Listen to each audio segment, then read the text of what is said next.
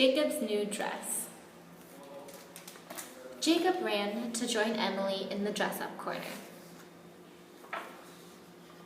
Emily slid into a shiny yellow dress while Jacob wiggled into a sparkly pink dress. They both reached for the crown, but Jacob got there first. "I'll be the princess," he said. Christopher frowned. "Jacob, why do you always wear the girls' clothes?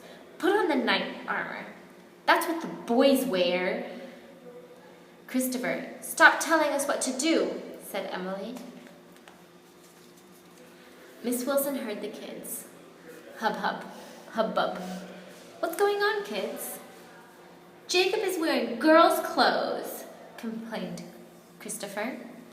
"The dress-up corner is where we come to use our imaginations," Miss Wilson said. "You can be a dinosaur, a princess, a farmer, anything. Christopher, what do you want to be?" "A boy," Christopher scowled. Miss Wilson smiled. "Jacob, you try it. What new thing could you imagine being? A firefighter, a policeman?" "Miss Wilson," Jacob said proudly, "I'm the princess." "How was school today?" Mom asked, studying Jacob's face. "Fun?" "Christopher says boys can't wear dresses," said Jacob. "Can they?" "Of course they can." Mom hugged Jacob. "Why don't you get the dress you wore on Halloween and play in that?" Jacob pulled on his witch's dress and twirled. He loved the way the black lace swirled around him. "I want to wear my dress to school." Jacob's mom frowned. "I don't think so," she said. "That's for dress up at home. It would get dirty at school." "Then, can I get a regular dress? A dress I can wear to school?" Mom was quiet. "Let me think about that," she said. Jacob wondered what to play next. Pirate, princess, bird? Heaping 3 towels onto the floor, Jacob made a nest. Then he wrapped another towel around himself for feathers. Snug and warm, he imagined what a school dress would look like. The next morning, Jacob stood on the stairs, wrapped in a giant bath towel. "What are you wearing?" asked Mom. "It's like a dress, but I can get it dirty," Jacob said, pointing to the towel. "I made it." Dad frowned. You can't go to school like that." "Put on some shorts and a shirt under that dress thing," Mom said. "And hurry, we're late for school." What's that?" demanded Christopher. Jacob moved closer to his mom. "Good morning, Christopher," said Jacob's mom. "Jacob's wearing something new he invented. Isn't it nice?" Christopher didn't answer. "I want a dress like that," cried Emily. "Where'd you get it?"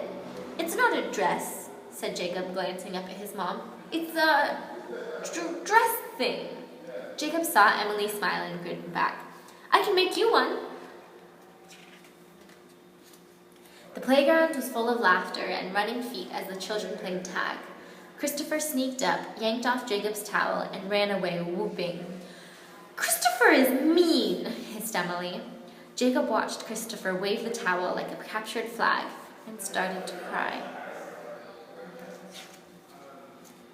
"How was school today?" Mom asked. "Christopher stole my dress thing," said Jacob. The tears flooded back.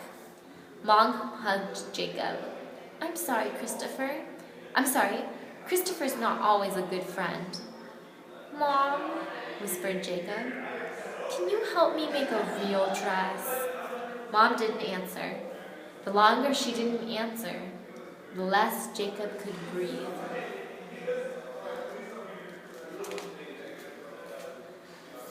"Let's get the sewing machine," she said finally.